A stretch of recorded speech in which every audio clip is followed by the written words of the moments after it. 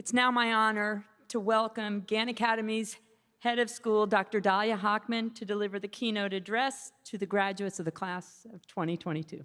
Dr. Hochman.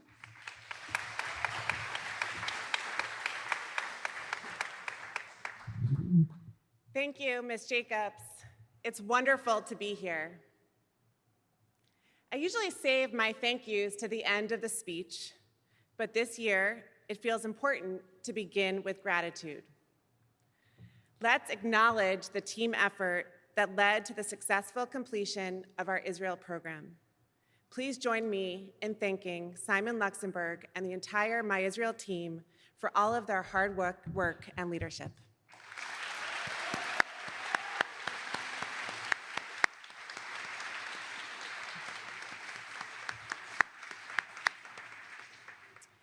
Graduates, I wish I could devote this graduation speech only to gratitude and to celebration. But we are all adults here, and we need to talk about some hard stuff too. From Uvalde, Texas, to January 6, 2021, our society is in a state of moral uncertainty. How do you, as young adults, step into this world and become people able to navigate complex and thorny decisions? How do you know what to believe, and how do you figure that out? And while there exist many ethical systems, you have been given the gift of a rich, ancient framework in Judaism, and that will help guide you and center you as you confront the questions of the 21st century. Today, I've chosen two real-world case studies to examine with all of you. In the summer of 2021, as the US government was preparing for a full withdrawal from Afghanistan, international NGOs and governments began to evacuate their citizens. As time began running out, it became abundantly clear that only a fraction of the Afghanis who would face potential hardship were going to be evacuated. Remember those excruciating photos from the Kabul airport? How did people working in governmental and international aid organizations prioritize who would stay and who would go? Should all the Afghani translators who worked alongside the US Armed Forces get the first priority? But what about all of those newly educated professional women who might be relegated to house arrest should the Taliban seize power? And then there were thousands of foreign aid workers who had spent 20 years building hospitals, roads, and schools in Afghanistan. Shouldn't they too get a seat on the plane? Who would stay and who would go? The Talmud in Baba Metzia relates the following analogous situation. Two people were traveling on the road, and one of them has a bottle of water. If both drink, they will both die. If one drinks, he will arrive at the town. Jewish authorities were debating cases of triage thousands of years ago. Not surprisingly, there's a deep rabbinic debate, or machloket, about how to handle such a situation. Rabbi Akiva suggested a more utilitarian approach, which is just to maximize human life by giving the water only to one person. Later, other rabbis added to Akiva's ruling by saying that the water should be given to the individual with the highest likelihood of survival and the chance to live the best quality of life in the future. Graduates, the Torah is not an answer key. It will not give you a yes or no answer. It will not be able to tell you exactly who should be evacuated from the battlefields of Afghanistan. But it does give us moral guidance with its rich stories and beautiful metaphors. And taken together, it guides us when we are confronted with incredibly difficult decisions. Now, on to our second example.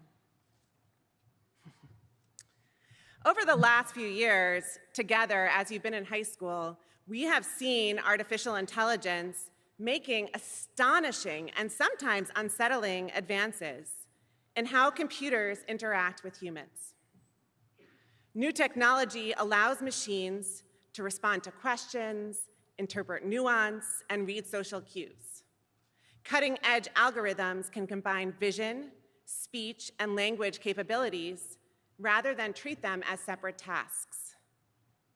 Who among us has not had the following experience?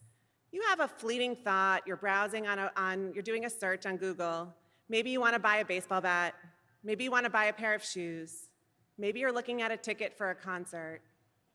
And a few days later, you open your web browser to read the news, only to be bombarded by advertisements urging you to buy that same product, right? We've all had that. What is the limit of replacing human interaction with robotic ones? What are the dangers of allowing robots to acquire capacities of empathy and social interaction? Will machines be decision makers when you are all in your careers? Can we trust them, and do we want to trust them? In Judaism, there's a core idea that humans are God's partner in the creation process.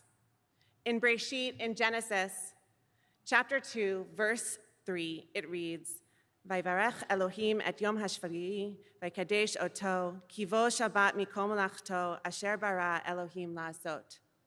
And God blessed the seventh day and declared it holy, having ceased on it from all the work of creation which God created to make. Look at that final phrase in the Hebrew. It's a little bit unusual. And the Hebrew grammar is a little bit different than what you might anticipate, right? Asher bara Elohim la'asot. So what's the accurate translation of that last phrase? Which God created to make. That's a very interesting formation. And the rabbis interpreted this unusual phrase to mean God created earth for humans to make and to improve upon. To me, that means that we humans have the latitude to innovate, but we must be careful that our innovations are truly improvements. While the rabbis could not possibly have imagined our modern-day robots, they did give us guidance on how to proceed as we innovate. In many ways, this is also a lesson on humility. Class of 2022, Talmudic lessons aside, I've gotten to know your class over the past 3 years, and especially over this past year. I know each of you has had to make difficult choices, learning how to triage in your own lives, and demonstrating your own sense of right and wrong, and being willing to advocate for what you believe is right. My hope is that as you continue to face these ethical questions, you will reach back to what you have learned here, and that your understanding of Judaism will help guide you. The Jewish legacy, the framework, is truly a gift that your parents and your teachers have given you. Savor that gift and use it wisely. I want to end where I begin, with a tremendous amount of gratitude, and I would ask that we hold the applause. I'd like to thank the many different teams at GAN who came together at the last minute to switch our graduation plans and create this beautiful, beautiful event. To the development and marketing teams, Trina Lustig, Kayla Hoyes, Seth Finkel, and Jenny Gomringer. And to our facilities team, Dave Hubbard, Joe Miller, Eduardo Menizabal, and Bob Godoy. The servery team, Avi, Riva, and their entire kitchen crew. And the academic team, and forgive me if I miss any of you, Cindy Jacobs, Lily Rabinoff-Goldman, Julia Mabucci, Simon Luxembourg, Shirazar Kessler, Rachel Shapiro, and Lauren Avalos. We can now give them a round of applause.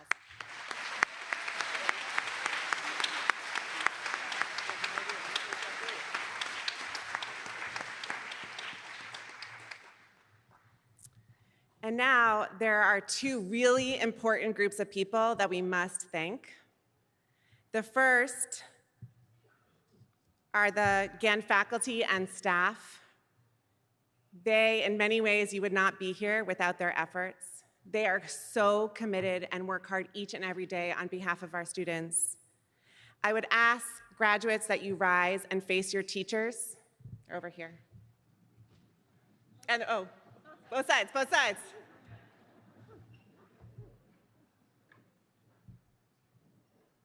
If there's one other lesson you've learned at GAN, is to respect your teachers and your parents and your grandparents. So we'll start with teachers. On the count of 3, I would like you to give them a round of applause, but also to say something special to them. It can be a word, it can be a phrase, it can be a special message of gratitude. It can be something in your heart as you think for a second about your gratitude towards your amazing teachers. Okay? We're going to count to 3. 1, 2, 3.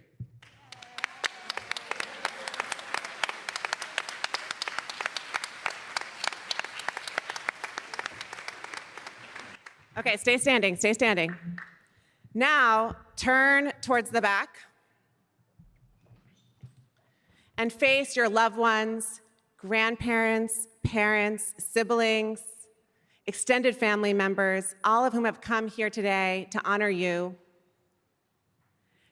This group of individuals has supported you from the very beginning, and we would not have been here if it was not for their efforts.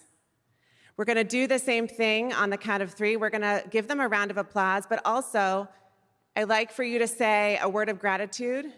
You can say it out loud or say it in your heart as we recognize the tremendous support and commitment of your families and loved ones. Ready? 1, 2, 3.